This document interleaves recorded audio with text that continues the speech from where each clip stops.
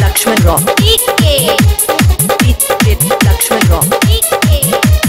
बोल बम बोल के जय करिया, लई के कमरिया चला देवघर नगरिया।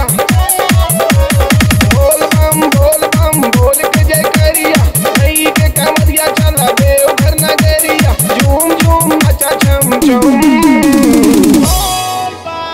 बोल बम बोले बम, बोल बम बोले बम, बोल बम बोले बम, बोल बम बोले बम, बोल बम बोले बम।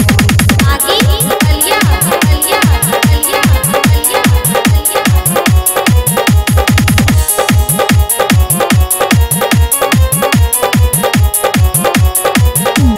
जय शिव शंभु जय त्रिपुरारी, मनसा पुरई है डमरूधारी। भाग्य विधाता और घरदानी, हरि है दुखवा सब परेशानी। कांटा पूछ गरे ना कंकड़, बोलत चला जय शिव शंकर। हर हर बम बम दूजे नारा, बाबा भी है सबके सहारा। माथे पे चंदा जटा में गंगा, बाबा करी है मनवा चंगा। बाबा भोलेनाथ सुने सब कर पुकारो, उन्हीं के तीरे पास होला बेड़ा पारो। मिट्टी डाला सगरो गम।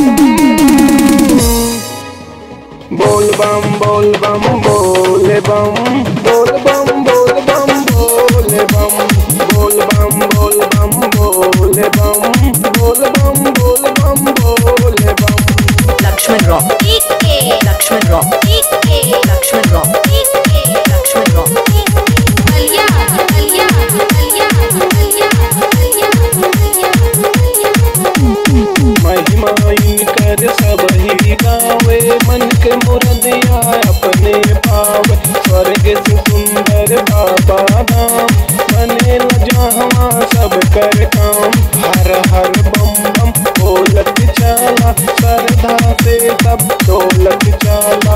बाबा के महिमा जग में निराली, भरे न सब कर जोली खाली। देवघर में जलवा जे बिछाई, जन्म जन्म के दुख मिट जाई। यादव मुक्तनाथ भोले बाबा के पुजारी, साथे चल के रमेश राज झलावा के धारी। कृपा बाबा के रही हरदम।